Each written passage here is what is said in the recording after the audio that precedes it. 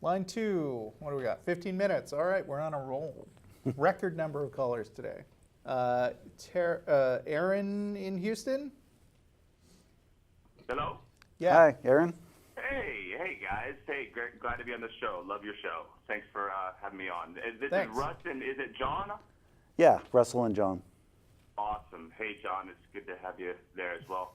Thanks. I've got a quick question about slavery in the Bible. I don't know that I've seen an episode where you guys have really hammered home the New Testament portions of... Oh, the New Testament, right. I'm sorry? Yeah, I was about to be surprised that you haven't heard us talking about slavery, but if you're talking about the New Testament stuff, yeah, go on. Right. Yeah. No. Yeah. You guys have done well. The Old Testament slavery is quite easy and to see, but there's some deliberate obfuscation of slavery in the New Testament. Mm-hmm. And I wonder why you guys don't bring that up more often, where Jesus calls it's not that Jesus doesn't call his people servants, he calls them slaves, like, well done, good and faithful. The word is actually slave, or Paul saying, I am a slave of Jesus Christ. Those types of things. I'm not really familiar with that translation, and like detailed investigation of the Bible has never really been my thing. Mm-hmm. But like, is there a specific translation of the Bible that goes with that interpretation? Is there? Rephrase your question. What do you mean? Is there like an NIV or something like that? Yeah, one of the standard translations of the Bible that uses slavery there. There was none of them do. No, I not being a scholar of Greek myself, I'm inclined to be a little bit skeptical that every translator has completely overlooked that, since there is certainly words for slaves in a lot of translations in a lot of places. And exactly, and that's kind of where I'm going. There's Okay. a book out, or it's not really a book, it's more like a pamphlet called Slave by John MacArthur, where he points this out. John MacArthur's a fundamentalist Christian, but it also in the Kittle, which is the number one Greek translator, it says the word doulos is slave, only slave. Okay. And those words in the Bible that are used as servants sometimes only mean slave. All right. So, Okay. That's interesting. Yeah, I found it interesting as well. I've written you guys an email on that as well, and I've talked to some of my friends about this, and a lot of people don't know it. So I think it's a good kind of a quiver to have, or another arrow in your quiver to talk to some Christians about the slavery that Jesus... To be honest, I'm not sure. I mean, I kind of doubt that I will be bringing that up with anybody, simply because it's too much. Like, Wikipedia likes to disallow original research, so to speak, where like my general feeling when it comes to science is I don't cite really obscure one-off scientific hypotheses as accurate, because I'm not in that field and I don't have really the authority to say that mainstream science is wrong. And I kind of feel the same way about Greek translation in this case. Like, you might be right, but it would be really hard for me to back that up.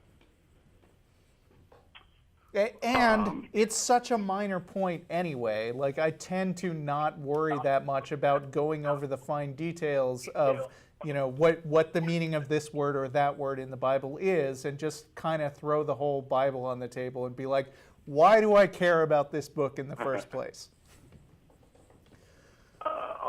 Okay. All good points. Like I said, I guess from your scientific perspective of not citing some obscure stuff, I agree with that. But I mean, if you're looking back in the history of the Bible, and I know you said that you're not a scholar yourself. I'm not a scholar myself.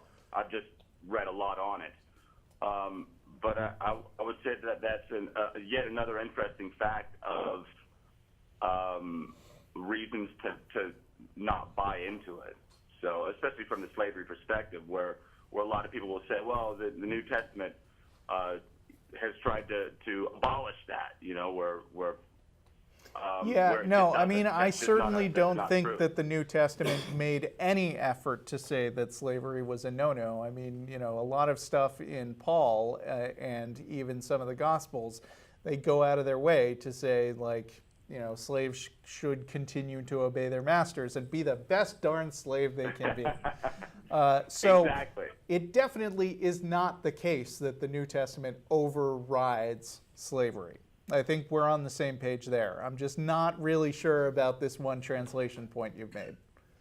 Well, it's not a one translation point. Like I said, it is the translation. Yeah. So, okay. And it's just, like I said, it's an interesting fact that right. that translation or yes, the translation. I hear what you have said now. All right. All right, guys. Thanks so much. Hey, one more question, if you guys get some time on the show. I've wondered a little bit about you, Russ. You said that you're from a non-religious family. Why would you? What drove you into this type of show? What motivates you for this type of show? And I'll take that. If you could just speak a couple minutes on that, I'd love to hear it. So. Okay. I mean, I was. I spent some of my formative years in Auburn, Alabama, so you can't just be a casual atheist there. And I also spent 3 years going through Lincoln-Douglas debate in high school. So, I mean, really, I've always been a little bit of a polemicist, and I was kind of an early adopter of the internet, I think. So there's a lot of good fighting to be had there. It was just a good fit for me. That's all I'm saying. Okay. All right, guys. Thanks. You have a good day. Bye. Thanks, Aaron. What about you, John? What got you into the Atheist Experience? Probably